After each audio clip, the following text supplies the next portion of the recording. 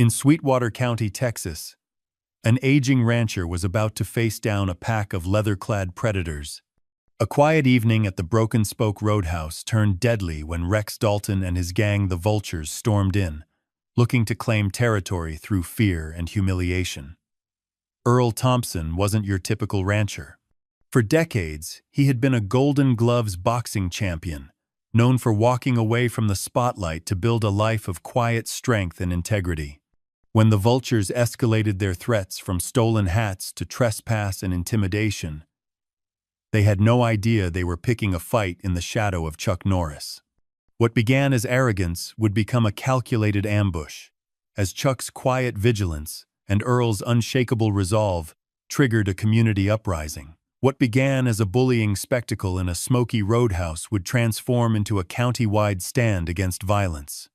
Sweetwater would never be the same after the day arrogant bikers learned what it means to threaten a rancher whose neighbor is Chuck Norris.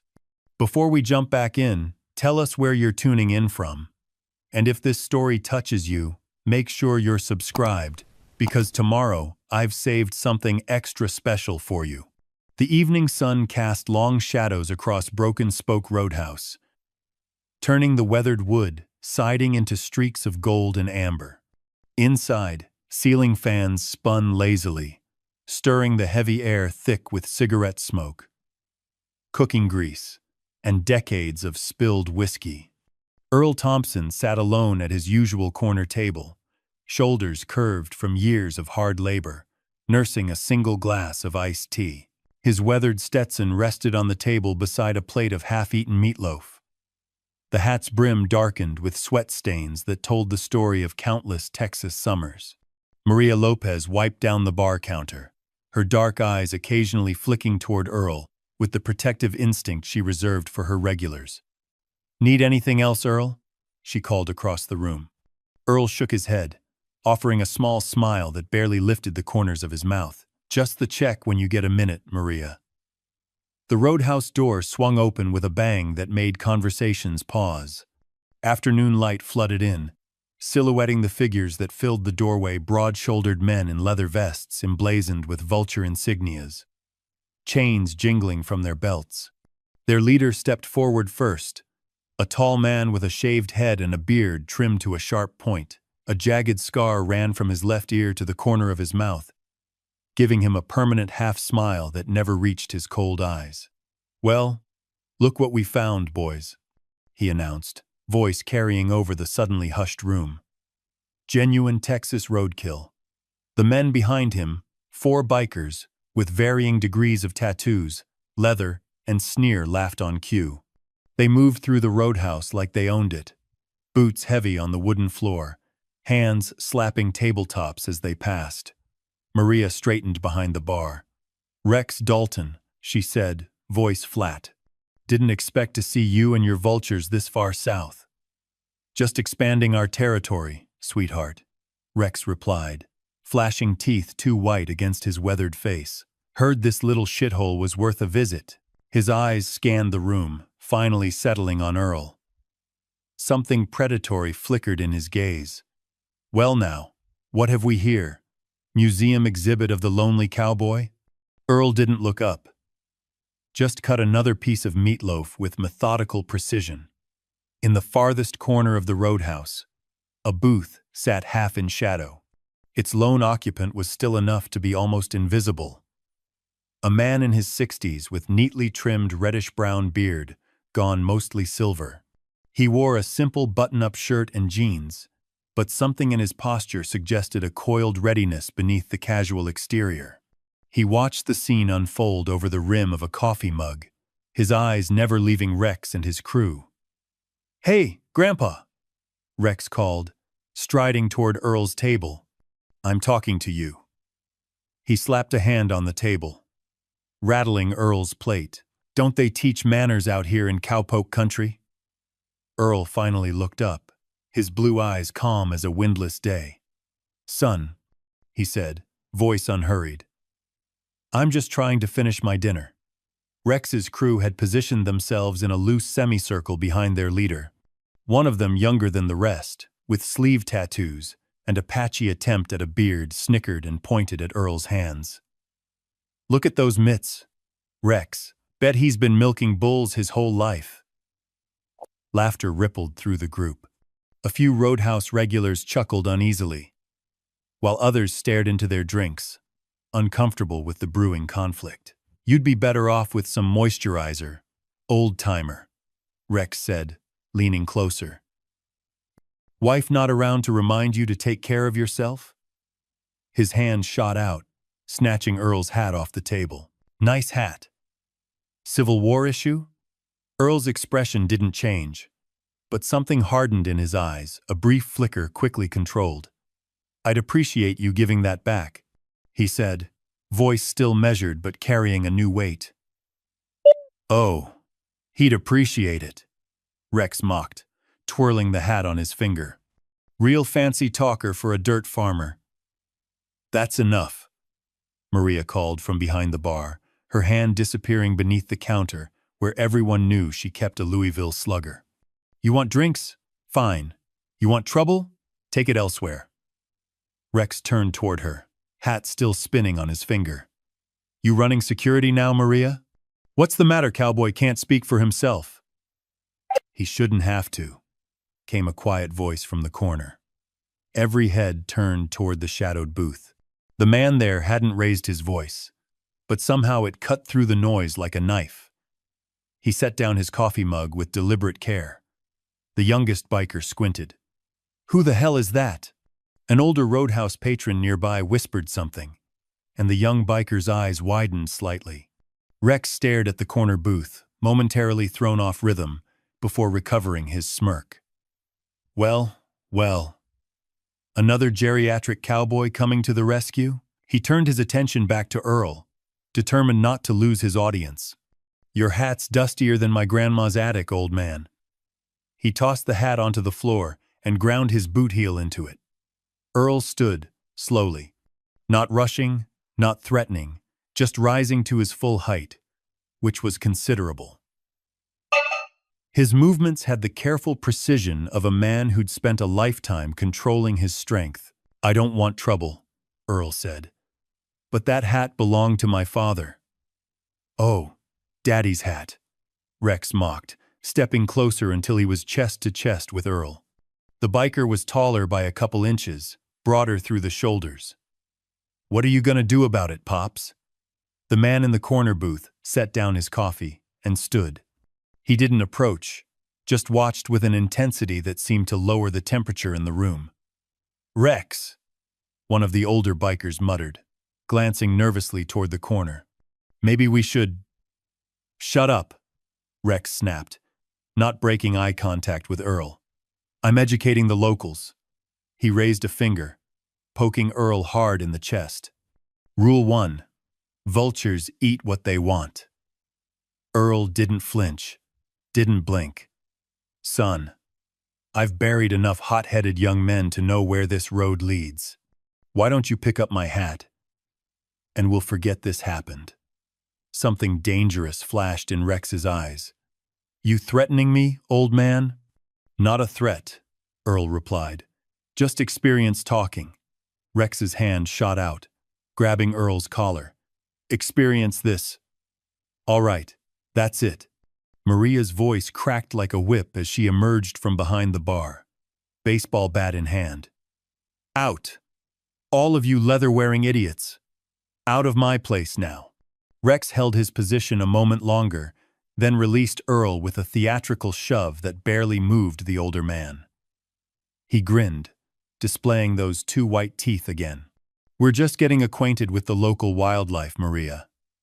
He bent down, scooped up Earl's hat, and made a show of dusting it off before setting it on Earl's head at a mocking angle. "There you go, Gramps. No hard feelings."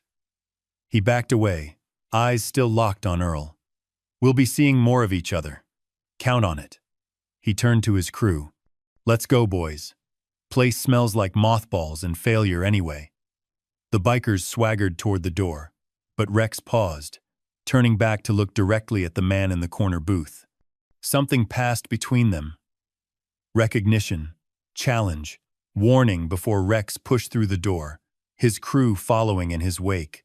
The roadhouse remained silent for a long moment after they left, conversations slowly resuming in cautious murmurs. Earl picked up his hat, carefully reshaping the brim where Rex's boot had crushed it. Maria approached, setting the bat on the table. "You all right, Earl?" Earl nodded, settling his hat back on the table. "Just fine, Maria. Nothing I haven't handled before. Those aren't your typical troublemakers," she warned. "Rex Dalton's got a reputation from here to Dallas. Used to fight cage matches till he got banned for nearly killing an opponent. World's full of men who mistake cruelty for strength," Earl replied, sitting back down to finish his meal as if nothing had happened. In the corner booth, the bearded man watched Earl for a long moment, something like respect flickering in his eyes. Then he laid a few bills on the table, stood, and walked toward the door with the quiet confidence of someone who never needed to hurry. As he passed Earl's table, he paused. "Good evening, neighbor," he said simply. Earl looked up, nodding once. "Evening, Chuck." The man Chuck Norris continued toward the door, his boot steps barely audible on the wooden floor. He stepped out into the fading Texas sunlight, where across the street, Rex and his vultures were mounting their motorcycles. Their eyes met across the distance. Rex's smirk faltered for just an instant before he gunned his engine, the roar drowning out whatever he shouted to his crew. They peeled away in a cloud of dust and exhaust, heading toward the sunset with the arrogant certainty that they'd left their mark. Chuck watched them go, his expression unchanging. Then he turned and walked toward his truck, the last rays of sunlight catching the silver in his beard as the day ended and the long shadows of evening stretched across the small Texas town like a warning of things to come. Morning broke over Earl Thompson's ranch with the unhurried pace of a place that had seen 10,000 such dawns. Mist clung to the pastures where Black Angus cattle grazed, their dark shapes like moving shadows against the gold-tinged grass. The ranch house itself, single story, white clapboard with a tin roof gone, silver with age, sat nestled against a stand of live oaks that had sheltered 3 generations of Thompsons. Earl stood on the porch, coffee mug in hand, surveying his land with the practiced eye of a man who could read the health of his operation in a glance. 50 yards away, Jake Miller was already at work. A gangly 17-year-old whose enthusiasm made up for what he lacked in experience. The boy was repairing a section of fence, his movements quick but careful as he stretched new wire between posts. "Watch your tension there," Earl called, setting his empty mug on the porch rail. "Too tight and it'll snap come winter." Jake adjusted his grip, easing back slightly. "Like this, Mr. Thompson?" "That'll do." Earl stepped off the porch, his boots leaving prints in the dew-heavy grass as he crossed to where Jake worked. "Your daddy teach you fencing before he moved to Houston?" Jake shook his head, hammering a staple into the post to secure the wire. "No, sir. Said that's why he left, tired of fixing things that just break again." Earl made a non-committal sound. Jake's father had been many things unreliable and restless, chief among them. But Earl kept those thoughts to himself. The boy had enough to sort through without Earl adding to the pile. "Nothing wrong with fixing what's broken," Earl said instead, taking a pair of wire cutters from his belt to snip the excess. "Shows character." Jake's face brightened at the praise. "I was thinking of riding into town after lunch, if that's okay. Promised Mom I'd pick up her prescription." "That's fine. Take the old Ford if you want. Keys are on the hook." Earl squinted toward the eastern pasture. "Just be back before." The distant rumble of engines cut him off. Both Earl and Jake turned toward the sound, watching as a cloud of dust rose from the approach road, a road that led only to the Thompson ranch. "You expecting visitors, Mr. Thompson?" Jake asked, hand shading his eyes. Earl's expression hardened as 5 motorcycles came into view, chrome flashing in the morning sun. "No," he said simply. "Go on up to the house, Jake." "But I can help." "House," Earl repeated, voice firm but not unkind. Now. Jake hesitated, then nodded, gathering his tools before jogging toward the ranch house. Earl remained where he was, thumbs hooked in his belt loops, face impassive as the motorcycles rolled to a stop 20 yards away. Rex Dalton cut his engine first, removing mirrored sunglasses to reveal eyes bloodshot from a night of drinking. His crew followed suit, forming a loose semicircle behind him. "Well, if it isn't the cowboy from last night," Rex called, dismounting with exaggerated care. "Thought I recognized the name Thompson on the mailbox." Earl said nothing, just stood his ground. "Nice spread you got here," Rex continued, making a show of looking around. "Little run down, but I guess that fits the owner." His crew chuckled on cue, spreading out slightly as they approached. "This is private property," Earl said, voice carrying across the space between them. "State your business or leave." Rex's grin widened. "Ooh, hear that, boys? Cowboy's giving orders now." He stepped closer, boots crunching on the gravel. "Our business? Just being neighborly, thought we'd check out the local attractions." His eyes narrowed. "Though I gotta say, they're pretty disappointing so far."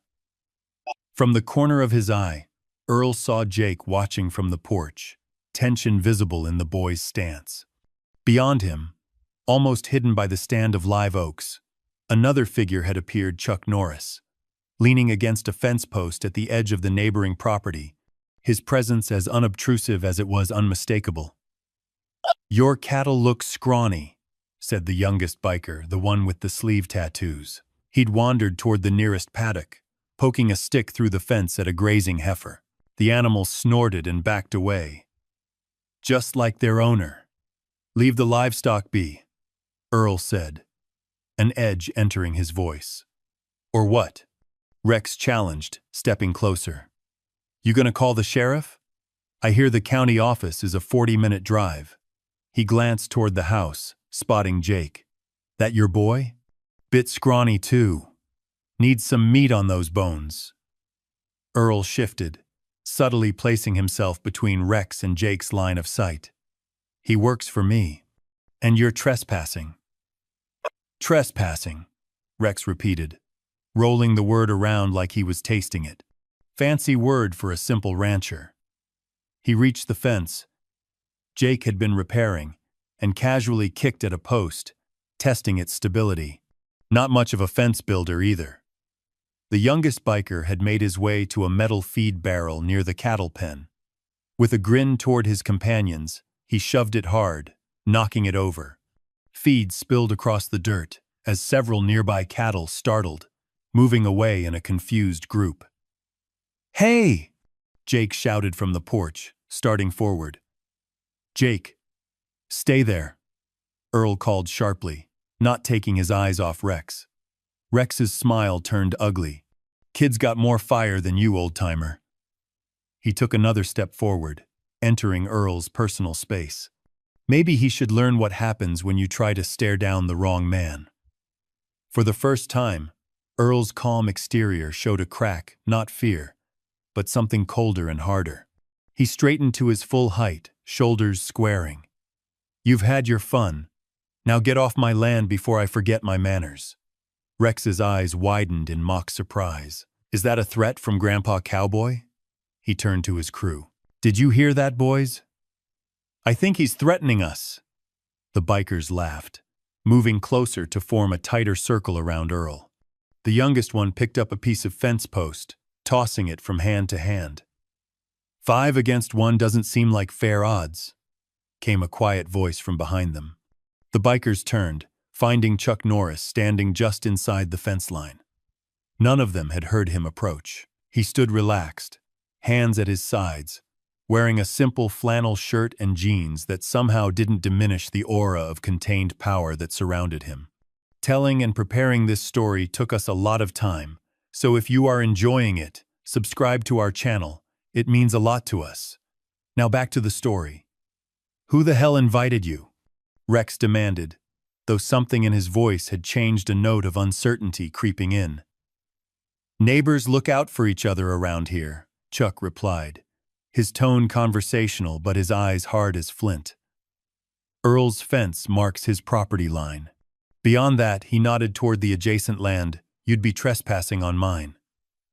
The older bikers exchanged glances. One of them leaned toward Rex, muttering something that made Rex's eyes narrow. I don't care who his neighbor is, Rex said loudly. Though his posture had changed subtly, weight shifted back, ready to move. We're just having a friendly chat with the cowboy here. Didn't sound friendly to me, Chuck observed, taking a single step forward. Just one step, but it seemed to shrink the space between them. Sounded like 5 men looking for trouble they aren't prepared to handle. The youngest biker snorted. What? You think we're scared of some old... He broke off as Rex's hand shot out, grabbing his arm in a vice-like grip. Shut up, Spike, Rex hissed. His eyes hadn't left Chuck, and something like recognition had dawned in them, a reassessment of the situation that left him suddenly less certain of his position. For a long moment, no one moved. The only sounds were the distant lowing of cattle and the whisper of wind through the live oaks. Then Rex forced his smirk back into place, though it didn't reach his eyes. We were just leaving anyway, he announced, backing toward his motorcycle. This place stinks of cow shit and wasted lives, he pointed at Earl. We'll finish our conversation another time, cowboy, when your babysitter isn't around.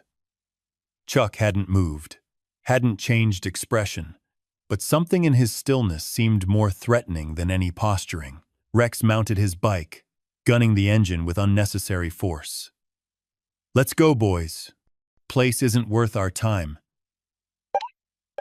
He wheeled his motorcycle around, spraying gravel, and roared down the approach road. His crew followed, the youngest Spike throwing one last glare over his shoulder before they disappeared in a cloud of dust.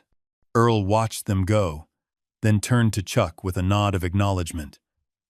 Appreciate the backup, but I had it handled. I know you did, Chuck replied simply, just being neighborly. Jake jogged over from the porch, eyes wide. Mr. Norris, sir, that was, He struggled to contain his excitement. They ran off like scared rabbits. The corner of Chuck's mouth twitched in what might have been a smile. Men like that are all noise until they face someone who isn't intimidated by volume. He looked at Earl. You weren't intimidated. Takes more than leather and loud engines to scare me, Earl said, bending to right the overturned feed barrel. But they'll be back. Men like that can't let a challenge go.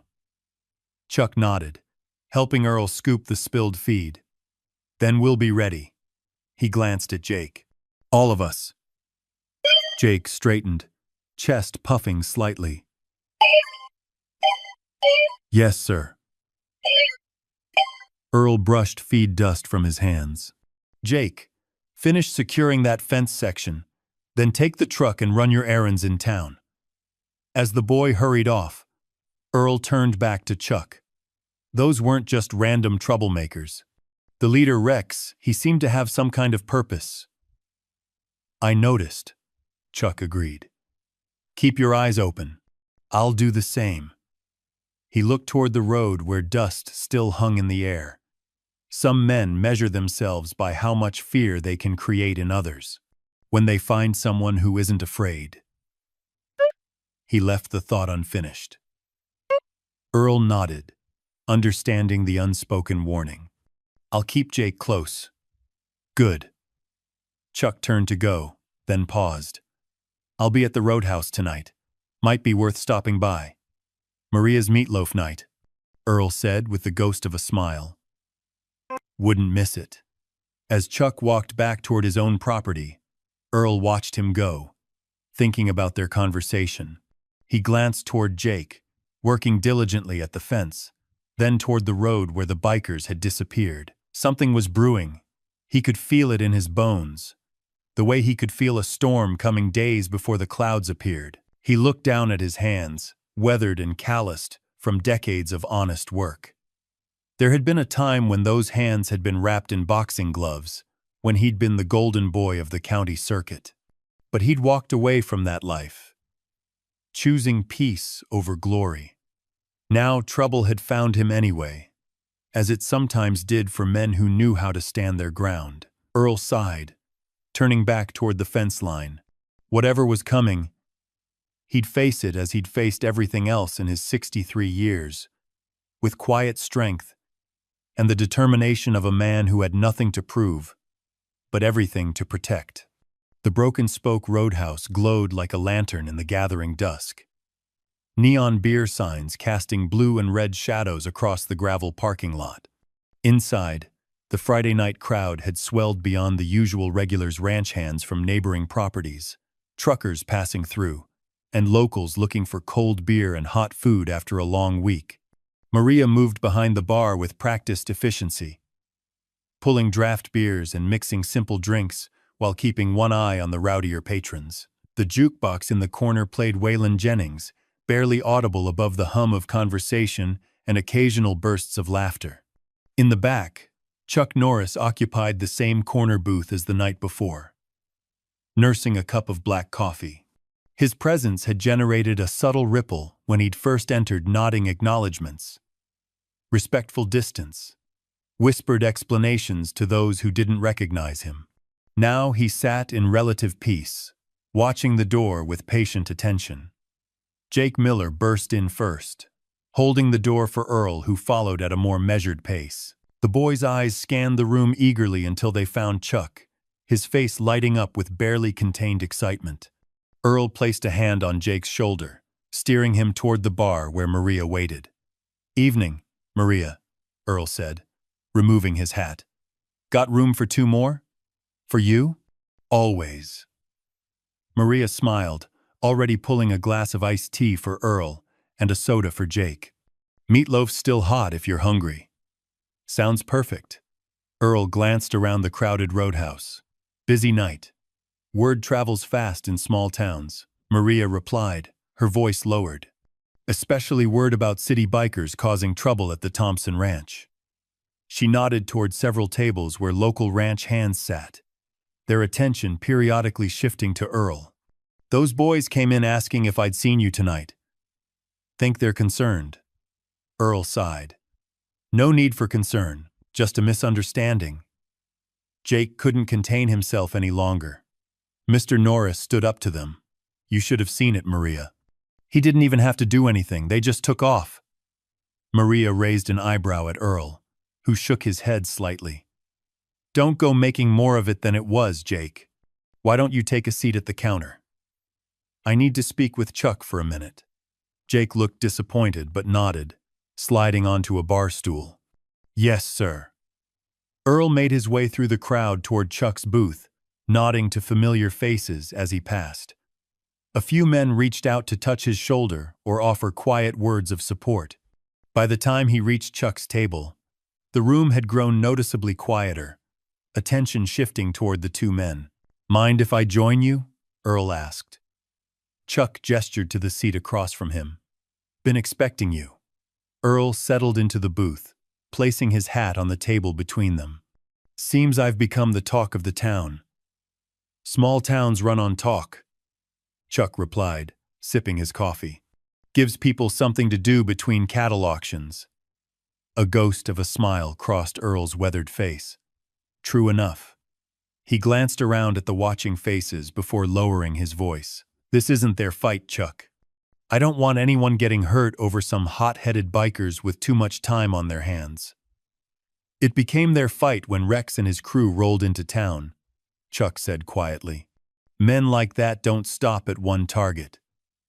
They're looking to establish territory, show dominance. You were just first in line."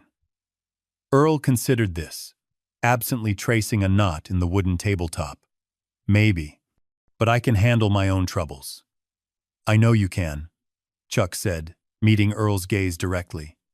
"Golden Gloves champion, 3 years running, if I remember correctly. Turned down a professional career to come back and run your father's ranch." Surprise flickered across Earl's face. That was a lifetime ago. How did you— I pay attention, Chuck replied simply. Just like I've been paying attention to Rex Dalton and his vultures. They've been running a protection racket up north, moving into small towns, causing trouble, then offering security for a price. Earl's expression hardened. That won't fly here. No, Chuck agreed. It won't. The roadhouse door banged open, and the background music seemed to fade as Rex Dalton strode in, flanked by his entire crew. They'd added to their numbers since morning now, 7 men strong, all in leather vests with the vulture insignia. Rex paused just inside the entrance, scanning the room until his eyes locked on Earl. A slow, predatory smile spread across his face. "Well, look at that," he announced loudly. "The whole town turned out to welcome us." He spread his arms theatrically. "I'm touched. Really." The roadhouse had gone silent, tension thick enough to cut. Maria moved from behind the bar, positioning herself where she could reach her baseball bat if needed. Jake half rose from his stool before Earl caught his eye with a warning glance. Rex sauntered toward the center of the room, his crew spreading out behind him like a hunting pack. "You know, we rode into this dusty little nowhere thinking it would be just another stop, but I'm starting to think there's potential here." His eyes swept the room. Good people. Hard workers just needing the right kind of protection. A ranch hand at a nearby table, Hank Wilson from the double bar, stood up, his chair scraping loudly. "We take care of our own in Sweetwater County." Rex's smile didn't waver. "Do you now? That's admirable. But times are changing, friend. World's getting more dangerous by the day." He turned in a slow circle, addressing the entire room. "My boys and we're professionals.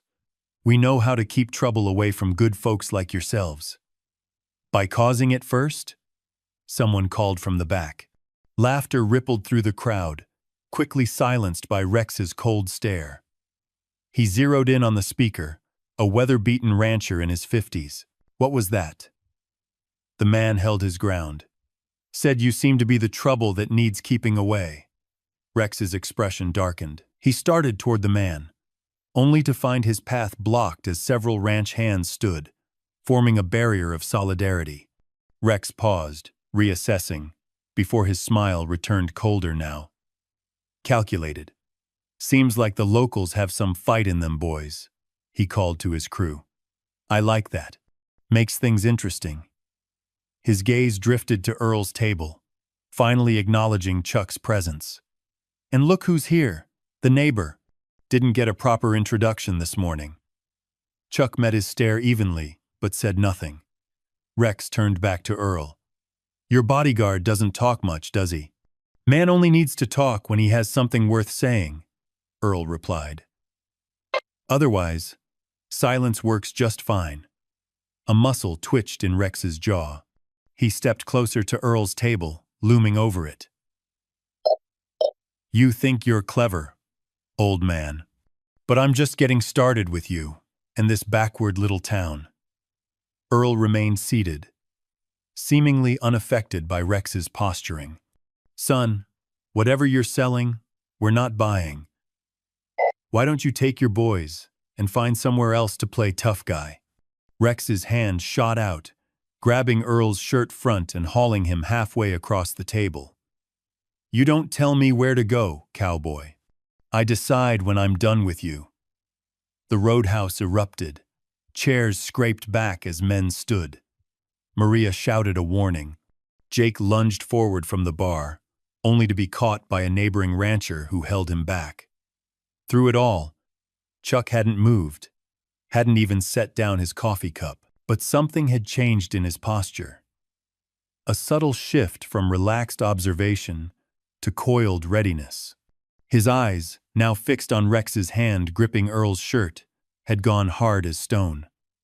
"Let him go," Chuck said quietly, but his voice cut through the chaos like a blade. Rex glanced at Chuck, then back at Earl, conflict playing across his face. He wanted to escalate, to assert dominance, but something in Chuck's steady gaze made him hesitate. After a tense moment, he released Earl with a contemptuous shove. "Sure thing," Rex said, forcing a laugh. "Just having a friendly chat, right, Earl?"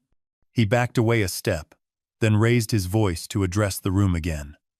"I came here tonight to make you all a proposition. This town needs protection, real protection. My boys and I can provide that. For a reasonable fee." Murmurs of disbelief and anger rippled through the crowd. "In return," Rex continued, undeterred, "we guarantee no trouble will come to your businesses, your ranches, your families." His smile turned predatory. "Of course, we can't be responsible for what happens to those who decline our services." "That sounds an awful lot like a threat, son," Earl said, straightening his shirt. "Just business," Rex replied. "The strong protect the weak. That's how the world works." Earl stood slowly, drawing himself up to his full height. The room quieted again. All eyes on the rancher, who suddenly seemed to fill more space than his lean frame should allow. "I've lived in this county for 63 years, Earl said, his voice carrying to every corner of the room. "Built this ranch with my own 2 hands after my father passed. Buried my wife here. Weathered droughts and floods and everything in between." His eyes locked with Rex's. "In all that time, I never once needed a man like you to protect me from anything." He stepped around the table, standing toe-to-toe with Rex. "And neither does anyone else in this room." Rex's face flushed with anger.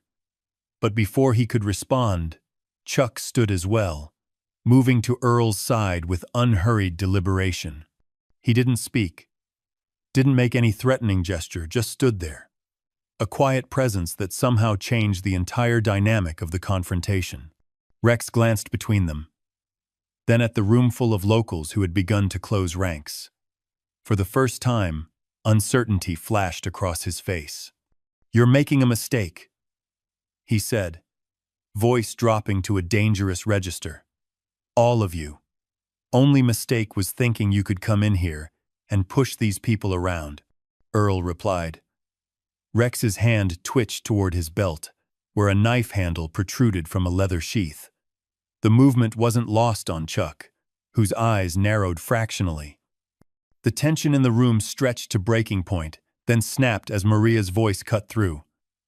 "That's enough!" She emerged from behind the bar, baseball bat in hand.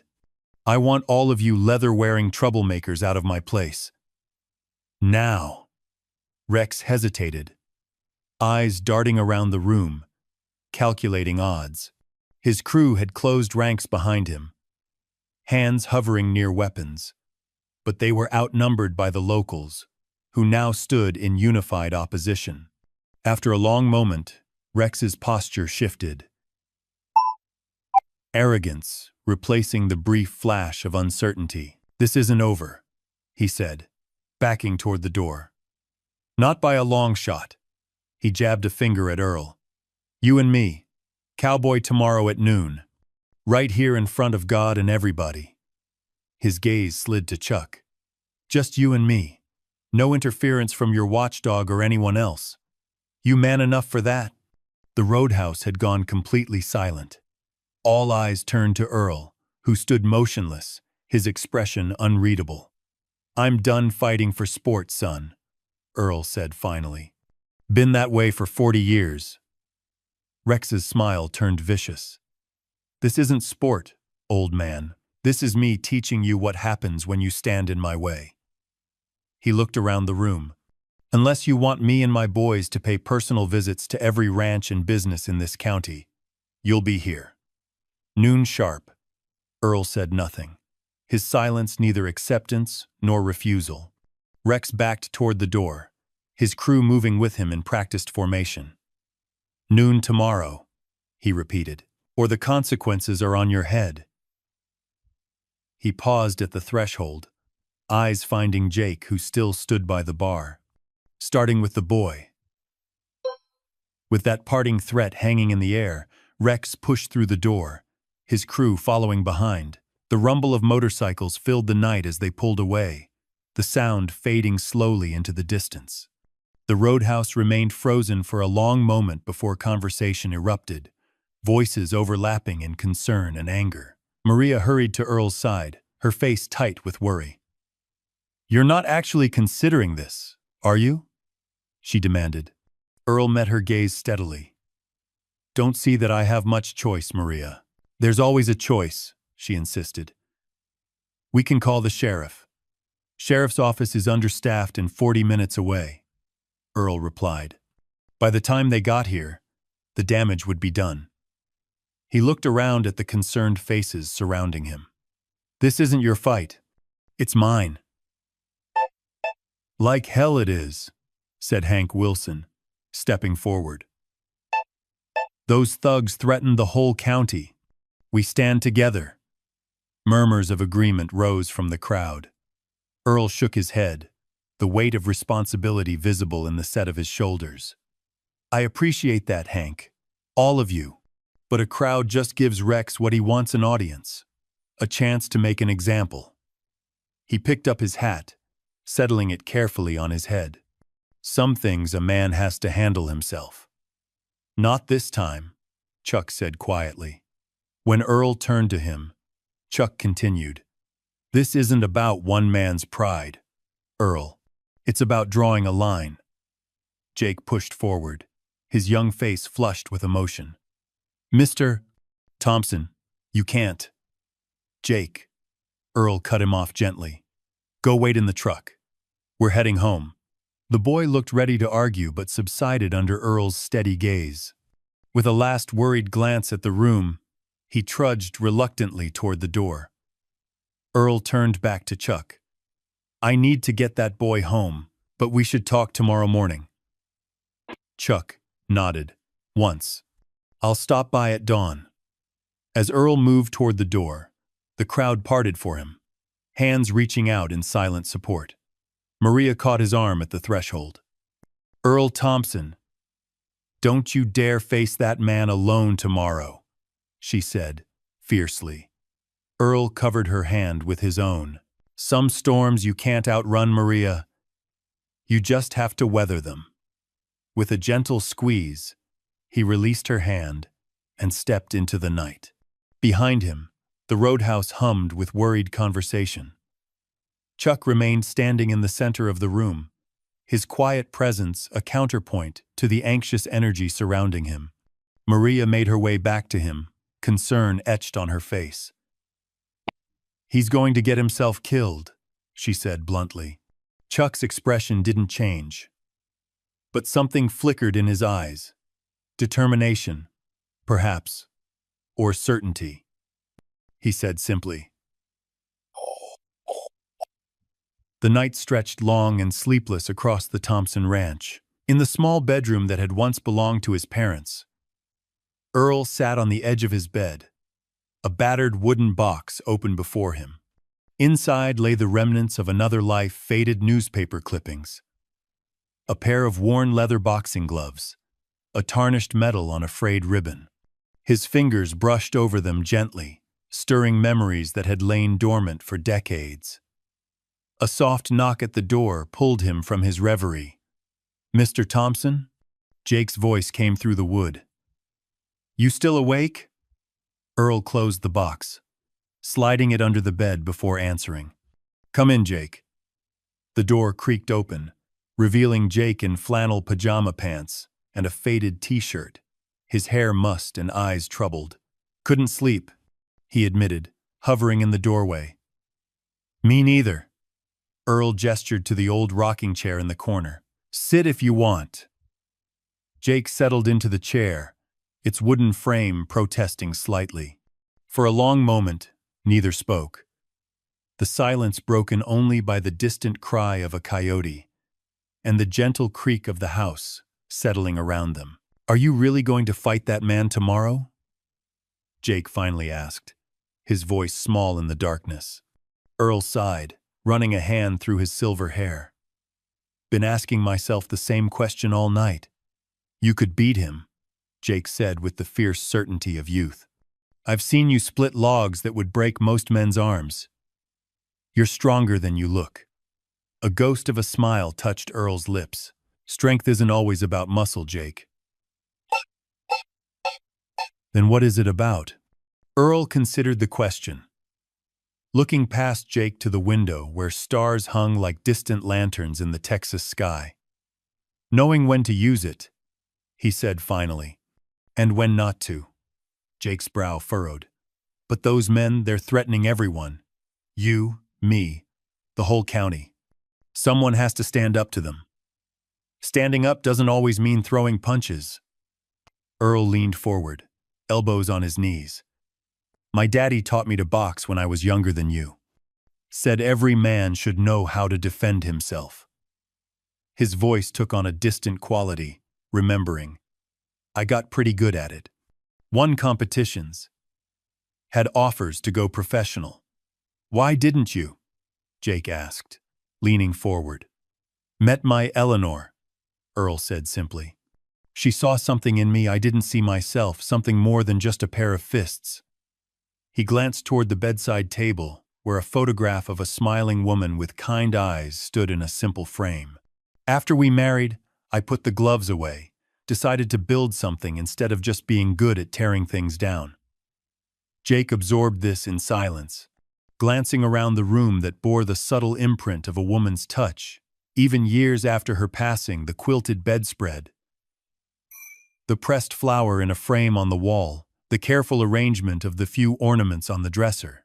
So you won't fight? He asked finally. Earl's weathered face showed the conflict within. There's fighting, and then there's standing your ground. Two different things. He looked directly at Jake. A man throwing punches just to prove he can, that's not strength. That's fear wearing a mask. What about Mr. Norris? Jake asked. He seems like he knows how to fight. Chuck? Earl nodded slowly. He does. Better than most. But have you ever seen him start a fight? Jake thought for a moment, then shook his head. Men who really know their power don't need to prove it to anyone. Earl stood, walking to the window to look out at his land, silvered by moonlight. Chuck learned that lesson a long time ago. Same one I learned. But Rex doesn't care about lessons, Jake protested. He just wants to hurt people, to scare them. That's because he's hollow inside, Earl said, turning back to face Jake. Men like that, they make noise because they're empty. They hurt others because they're hurting. Doesn't excuse it, but explains it. Jake was quiet for a long moment, processing. So what will you do tomorrow? Earl's expression firmed. Decision crystallizing. I'll be there at noon, but I won't let Rex dictate the terms. He moved back to the bed, sitting beside the box he'd hidden. Sometimes the strongest thing you can do is refuse to play someone else's game. Jake nodded slowly, then stood, moving toward the door. He paused with his hand on the knob. I want to be there too. Earl looked up sharply. No, you're staying here. But, not negotiable, Jake. This isn't your fight. It is, Jake insisted, a new resolution in his young face. You taught me that a community sticks together, that we look out for each other. I'm part of this community too. Earl studied the boy, no. The young man standing before him, seeing for the first time the strength that had been building there under his guidance. Not the brash confidence of youth, but something steadier, more grounded. It reminded him of himself at that age, before he'd learned the harder lessons life had to teach. After a long moment, Earl nodded once. We'll see, he said, which wasn't a yes, but wasn't a no either. Now get some sleep. Dawn comes early on a ranch. Jake hesitated, then crossed the room in 3 quick strides and wrapped Earl in an unexpected hug. Whatever happens, I'm proud to work for you, he said, his voice muffled against Earl's shoulder. Surprised, Earl returned the embrace awkwardly, one hand patting the boy's back. Go on now, he said gruffly when Jake pulled away. Got fences that need mending in the morning, regardless of what else happens. After Jake left, Earl sat for a long time in the quiet darkness. Eventually, he reached under the bed and pulled out the wooden box again. This time, he lifted the false bottom, revealing what lay beneath the mementos: a pair of hand wraps, still neatly rolled, and a small jar of liniment that smelled of camphor and memories. He wouldn't go looking for a fight tomorrow, but if one found him, he'd be ready. As the first hint of dawn touched the eastern sky, a truck rumbled up the approach road to the Thompson Ranch. Chuck Norris sat behind the wheel, his expression calm but alert, scanning the property as he pulled to a stop near the porch. The house door opened before he could knock, revealing Earl already dressed and waiting, a mug of coffee in his hand. "Right on time," Earl said, holding the door wider. "Coffee's hot." Chuck nodded, following Earl into the kitchen where a second mug waited on the table. He sat, wrapping his hands around the warm ceramic, studying his friend across the scarred wooden surface. "You've made up your mind," he observed. Earl nodded, taking the seat opposite. "I have. Want to tell me what you decided?" "I'm going to be there at noon," Earl said simply. "But I'm not going to give Rex what he wants." Chuck's eyes narrowed slightly. "Which is?" "A show," Earl replied. "He needs an audience, needs to make an example. That's how men like him operate, through fear and spectacle." He took a sip of his coffee. "I'm not going to play his game." "He won't give you a choice," Chuck warned. "There's always a choice," Earl said, echoing Maria's words from the night before. "Even if it's just choosing how you face what's coming." Chuck was silent for a moment, considering. "Rex isn't just a bully, Earl. He's dangerous. I made some calls last night. He did 3 years for aggravated assault before he started the Vultures. Nearly killed a man with his bare hands in a bar fight." Earl nodded, unsurprised. "I figured as much. There's a coldness in his eyes, seen it before in men who've crossed lines. Most won't. Which is why you shouldn't face him alone," Chuck said. "I won't be alone," Earl replied, meeting Chuck's gaze steadily. "Not with you there." The faintest smile touched Chuck's lips. "So you're accepting my help?" "Let's just say I'm acknowledging reality," Earl said dryly. "You'll be there, whether I want you to be or not." "True," Chuck conceded. He leaned forward slightly. "But we need a plan, Earl. Rex won't come alone, and he won't fight fair." "I know." Earl rose, moving to the window where the first golden light of day was spilling across his land. "Been thinking about that all night." He turned back to Chuck. "What do you suggest?" Chuck set down his mug, his expression turning focused. "First, we need to control the environment. The roadhouse is too enclosed, too many civilians in the crossfire." Earl nodded. "Maria's place shouldn't suffer from my trouble." "We need open ground, room to maneuver," Chuck continued. "Somewhere that doesn't give Rex's crew the advantage of numbers." "The old cattle auction grounds," Earl suggested. "Half a mile south of town. Been empty since they built the new pavilion. Plenty of space, no bystanders to get hurt." "Good," Chuck agreed. "Second, we need to split his attention. Right now, he's focused on you as the primary target. We need to change that calculus." "How?" Chuck's eyes held a glint that hadn't been there before, the look of a strategist piecing together a plan. "By making him realize he's not just dealing with one old rancher.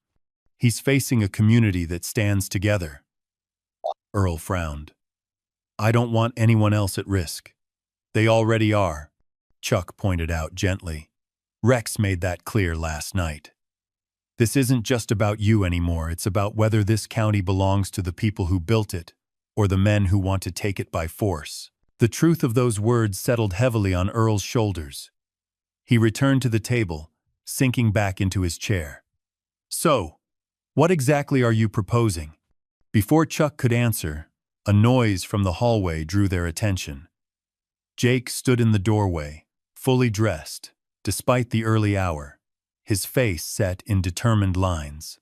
"Morning," he said, trying to sound casual but unable to hide the nervous energy in his voice. "You're here early, Mr. Norris." Chuck nodded to the boy. "Jake." Earl sighed. "How long have you been listening?" Jake had the grace to look slightly abashed. "Not long, just heard something about the auction grounds."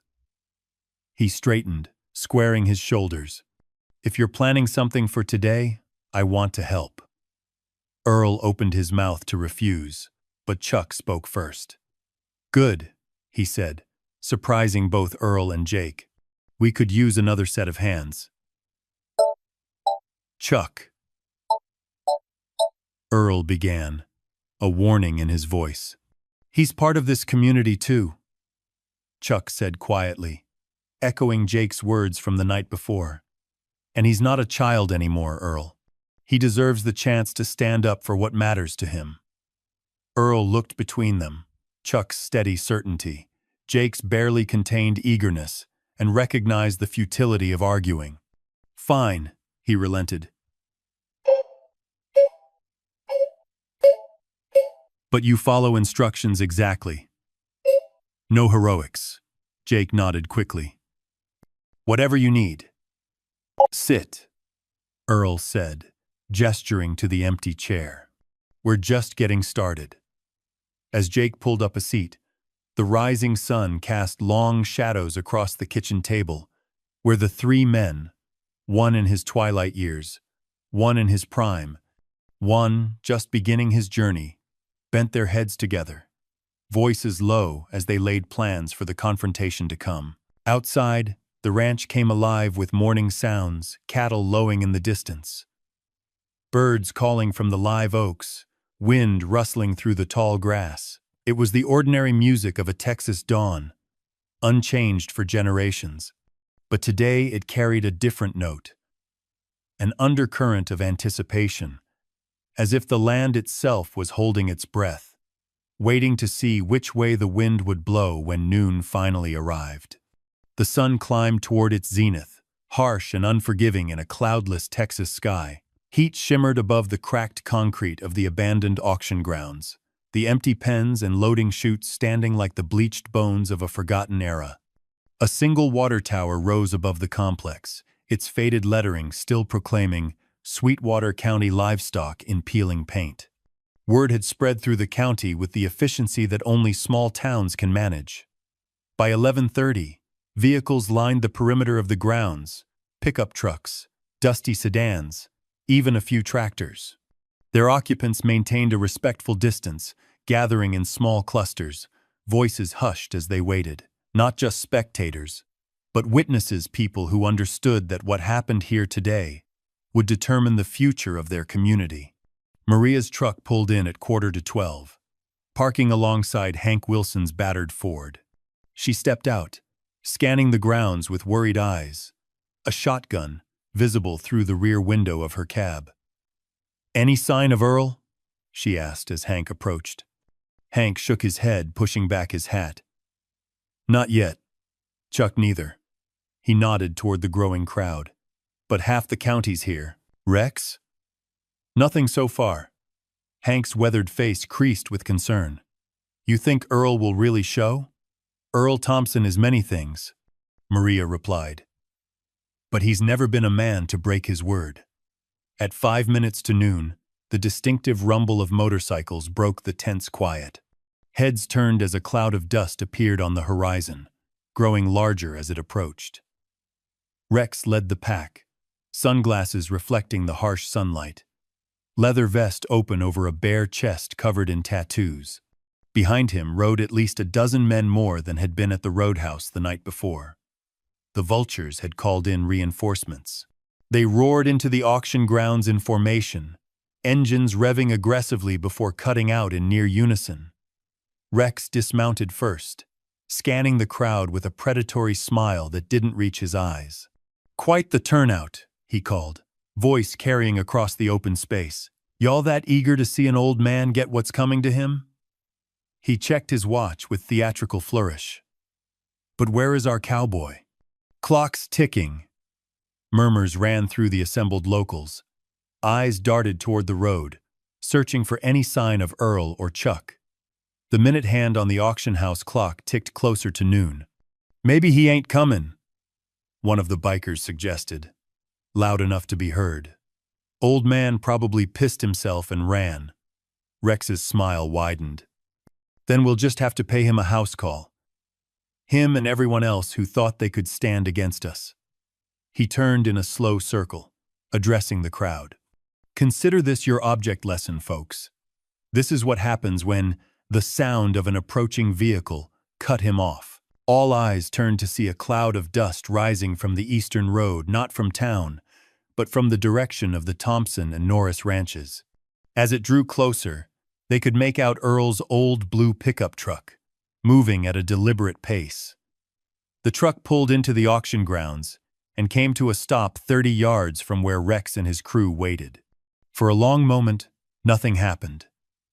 Then the driver's door opened, and Earl Thompson stepped out alone. He wore simple work clothes, faded jeans, a blue chambray shirt with the sleeves rolled to the elbows, and his weathered Stetson. No weapons were visible as he closed the truck door and stood beside it, calm and unhurried, his eyes finding Rex across the distance. Rex's smile faltered slightly at Earl's composure. He'd expected fear, hesitation, not this quiet confidence. Recovering quickly, he spread his arms wide. "The man of the hour finally arrives," he called. "Though you're cutting it close, cowboy." Earl said nothing, just stood his ground, watching. Rex's expression hardened at the lack of response. "No bodyguard today? Where's your neighbor too scared to show his face?" Still, Earl remained silent, his stillness a counterpoint to Rex's theatrical posturing. Irritation flashed across Rex's face. "Nothing to say? That's fine. Your face will do plenty of talking once I'm done with it." He glanced at his crew, who had spread out in a loose semicircle behind him. "Though, I gotta say, I'm disappointed. Thought you'd at least bring backup."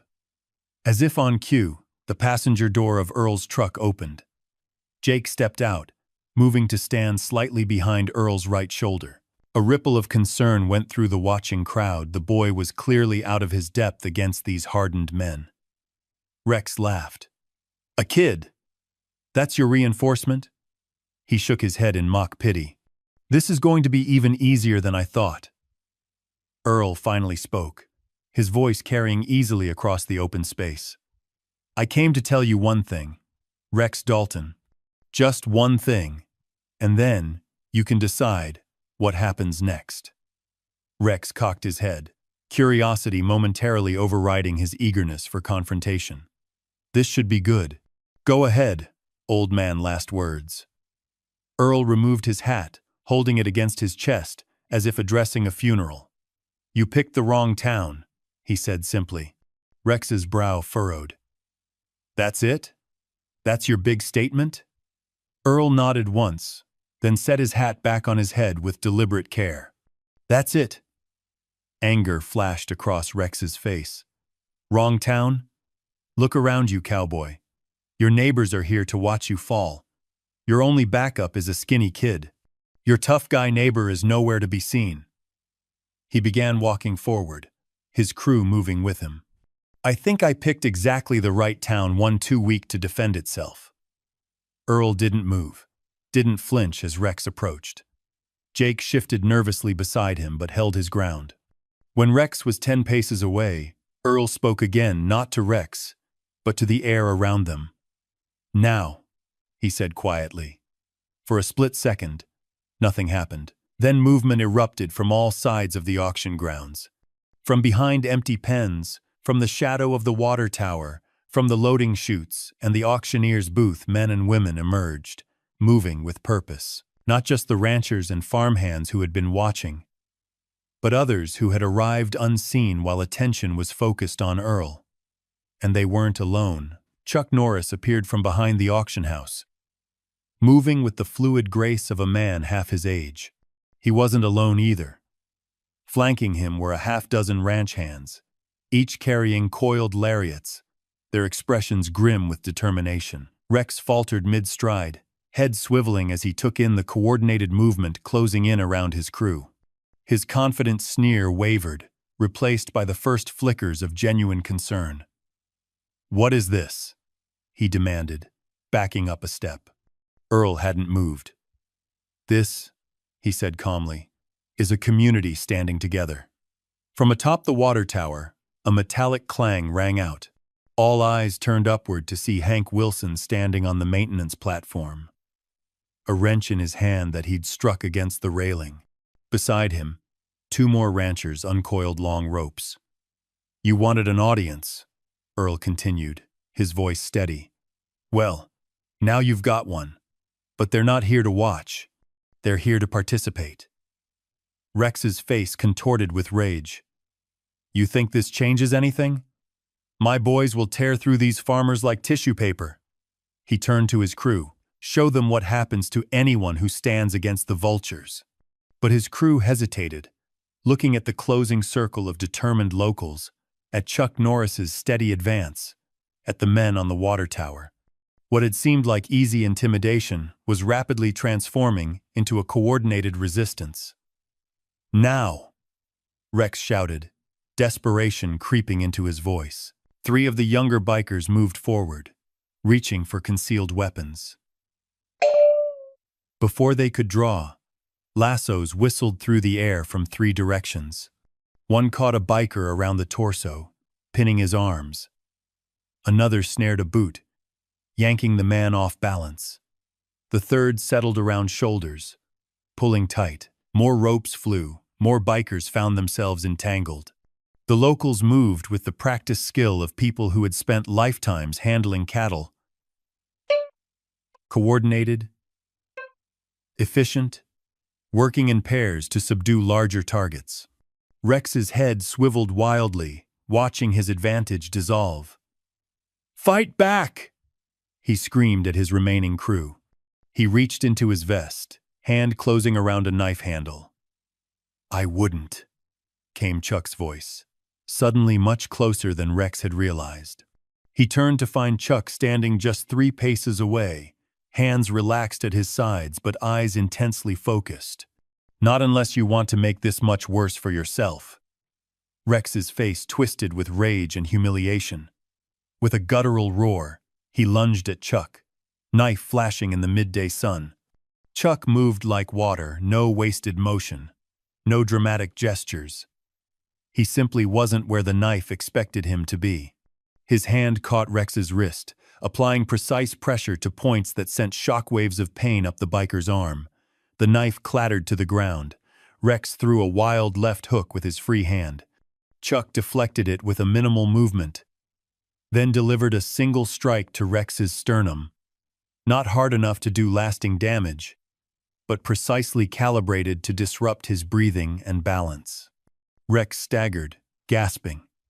Chuck released his wrist and stepped back, giving the man space to recover, to reconsider. Instead, blind fury overwhelmed Rex's judgment. He charged forward, throwing haymakers that telegraphed their intent before they were halfway thrown. Chuck evaded each with calm economy, letting Rex's own momentum work against him, redirecting rather than opposing force. When Rex finally overextended himself on a desperate lunge, Chuck ended it 3 lightning-fast strikes that found vulnerable points with surgical precision. Rex crashed to his knees, then toppled to the side, conscious but unable to coordinate his limbs. Around them, the last of the resistance had crumbled. Bikers sat subdued on the ground, some bound with rope, others simply yielding to the inevitable. The entire confrontation had lasted less than 5 minutes. Earl hadn't moved from his position by the truck. Now he stepped forward, stopping to stand over Rex. The biker looked up at him, hatred and disbelief warring in his eyes. "How?" Rex gasped, still struggling to catch his breath. "You're just a bunch of farmers. Ranchers," Earl corrected mildly. "And we've been handling creatures bigger and meaner than you our whole lives." He crouched down, meeting Rex at eye level. "Here's what's going to happen now," Sheriff's already on his way called him before we even got here. You and your boys are going to jail for assault, attempted extortion, and whatever else he can make stick. Rex's eyes darted around, looking for any avenue of escape. Finding none, he spat on the ground near Earl's boot. We'll be out in a day, and then we'll be back with more men. Earl shook his head. No. You won't. He nodded toward the crowd, where several people had phones raised, recording everything. Because every law enforcement agency in 3 counties is getting footage of this. Border Patrol, too. I'm betting at least some of your boys have warrants outstanding, and those who don't will after today. His eyes widened as he realized the trap he'd walked into. But more than that, Earl continued, his voice dropping so that only Rex could hear. You're going to stay away because deep down, you're a coward. You only pick fights you think you can win, and you know now that you can't win here. He stood, straightening to his full height. This community has been standing together against worse than you for generations. We'll be here long after you're forgotten. The sound of sirens cut through the tense air. 2 county sheriff's vehicles appeared on the horizon, dust trails rising behind them. Earl turned away from Rex, walking back to where Jake stood, watching with wide eyes. You did good, son, he said quietly, placing a hand on the boy's shoulder. Jake swallowed hard. I didn't do anything. You stood your ground, Earl replied. Sometimes, that's enough. Chuck approached them, his breathing as calm as if he'd just taken a casual stroll rather than subdued a violent aggressor. It worked, he said simply. Earl nodded. Community always was stronger than any individual, just needed reminding of it. He looked around at the ranchers and townsfolk, who were now securing the subdued bikers, preparing to hand them over to law enforcement. Everyone needed reminding. As the sheriff's cars pulled into the auction grounds, Maria made her way to Earl's side. You had this planned all along, she said, accusation mixing with admiration in her voice. Not all along, Earl admitted. But Chuck and I figured it out this morning. Rex wanted a spectacle, so we gave him one. Just not the kind he was expecting. Maria shook her head, but a smile tugged at the corners of her mouth. You're a crafty old fox, Earl Thompson. Just experienced, Earl replied, watching as deputies began loading handcuffed bikers into their vehicles. Some lessons you learn the hard way, so others don't have to. Chuck stood slightly apart, observing the scene with quiet satisfaction. When the sheriff approached, hand extended in gratitude, Chuck shook it briefly, then pointed toward Earl, redirecting the recognition to where he felt it belonged. As the excitement began to settle, the gravity of what they'd accomplished spread through the crowd. They had faced down a threat, not through individual heroics, but through coordination, planning, and the strength that comes from standing together. It was a lesson written into the DNA of small towns like theirs, but one that sometimes needed reinforcement. Earl watched as the sheriff's car containing Rex pulled away. The biker's face, a mask of impotent rage, pressed against the window. The threat wasn't permanently eliminated. There would always be men like Rex, looking to prey on what they perceived as weakness. But today, at least, they had shown that appearance and reality can be very different things. Jake stepped up beside him, a new confidence in his bearing. What now, Mr. Thompson? Earl settled his hat more firmly on his head, looking out across the auction grounds where neighbors were embracing, shaking hands, and beginning to disperse back to their daily lives. Now, Earl said, the ghost of a smile touching his weathered face. Now we go home and fix that section of fence we were working on yesterday. Cattle don't care about what happened here today. They still need tending. Jake nodded, understanding the deeper message beneath the practical words. Life would go on, as it always had in this corner of Texas. But it would go on with the renewed knowledge that they were stronger together than apart. a lesson that would serve them well in whatever challenges lay ahead. As they walked back to the truck, Chuck fell into step beside them, his presence as unobtrusive as it was reassuring. 3 generations of quiet strength, moving forward together under the vast Texas sky, where the sun had reached its peak and begun its slow descent toward another evening in a land that had seen countless dramas play out upon its dusty stage. 3 weeks later, the Broken Spoke Roadhouse hummed with Friday night energy. The jukebox played Johnny Cash. Conversations flowed as freely as the beer, and laughter punctuated the comfortable chaos of a community at ease with itself.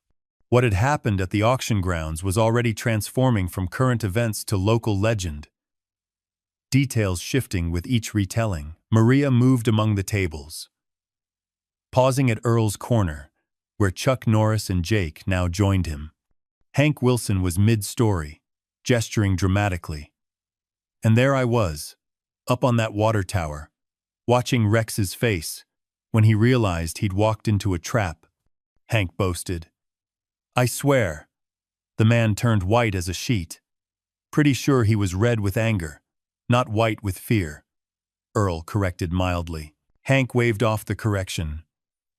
Details.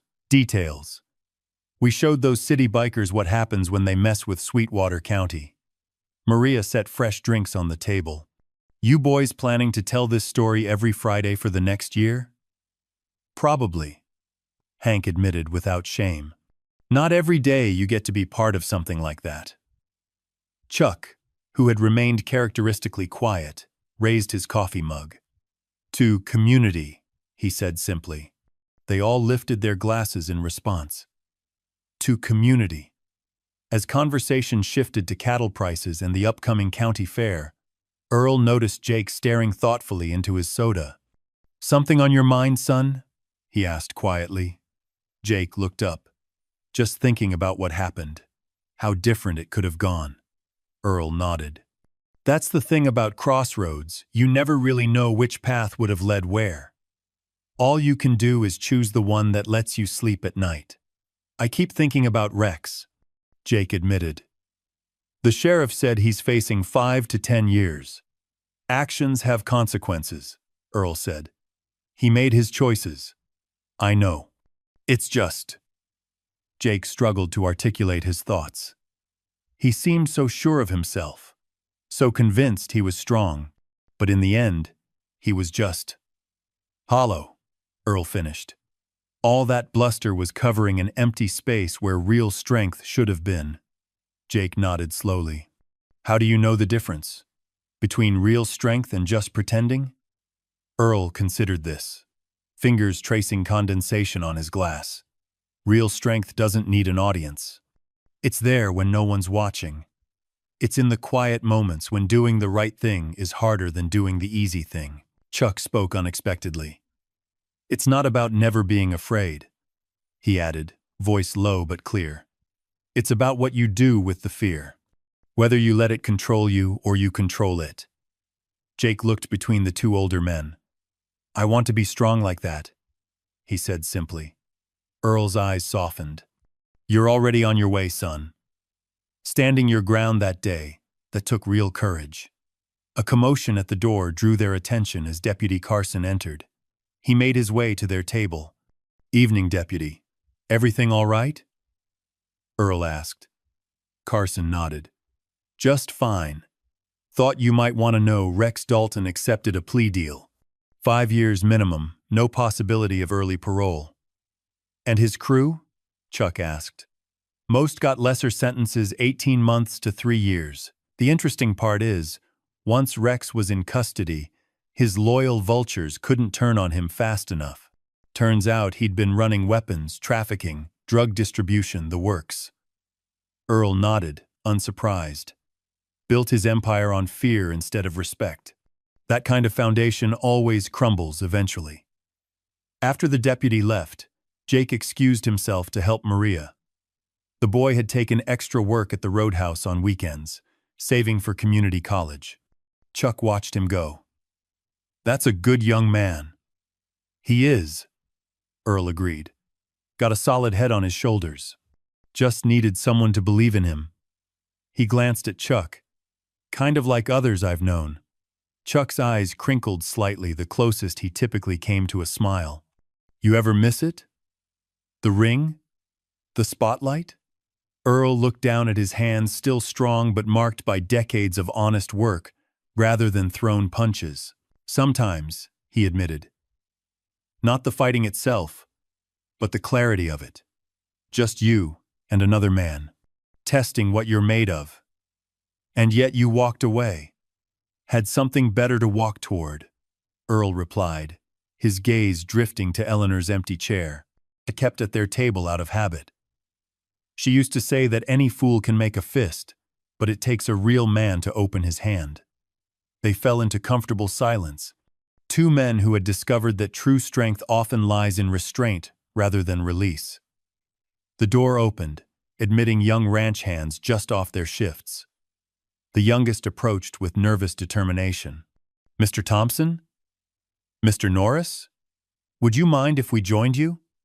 We'd be honored to hear about the auction grounds. From the source. Earl glanced at Chuck, who gave an almost imperceptible nod. Pull up some chairs, Earl said. But fair warning, Hank here tends to exaggerate. I do not, Hank protested. Just add color. The young men eagerly joined them. Earl caught Jake's eye across the room, giving him a slight nod of inclusion. The boy finished wiping a table and joined them, sliding into the seat beside Earl with the ease of someone who had earned his place. As the night deepened, something subtle but significant was taking place, the passing of wisdom from one generation to the next. Not just tales of confrontation, but deeper lessons. About standing your ground without seeking conflict, about quiet dignity, about strength found in community rather than individual bravado. When closing time came, Earl stepped out with Chuck beside him. They stood under the vast canopy of stars, content in the knowledge that they had done what needed doing. See you Sunday? Earl asked. Chuck nodded. Fishing at the East Creek. I'll bring coffee. I'll bring Eleanor's cornbread. Earl replied, their ritual, established over years of friendship. As Chuck turned toward his truck, Earl called after him. Hey, Chuck? Chuck paused, looking back. Thank you, Earl said simply. Not just for what happened with Rex. For everything. Chuck held his gaze, then nodded, once a gesture that contained volumes between men who understood that the most important things often went unspoken. Earl watched his friend drive away, then turned toward home. The moon cast his shadow long across the parking lot, the silhouette of a man who stood tall. Not because he had never been knocked down, but because he had always found the strength to get back up. As his headlights swept across his ranch gate, Earl felt a sense of peace settle over him. Not the fragile peace of absence of conflict, absence of trouble, but the deeper peace that comes from knowing exactly who you are and what you stand for. It was the peace of a man who had nothing left to prove and everything left to protect. Earl Thompson drove through the gate, toward the house that had sheltered 3 generations of his family. The porch light glowed in welcome, a beacon in the darkness, guiding him home. Up next, we have 2 more incredible stories that are waiting for you. Just click the image you want to watch, and it will take you there. If you enjoyed this video, make sure to subscribe. It would mean a lot.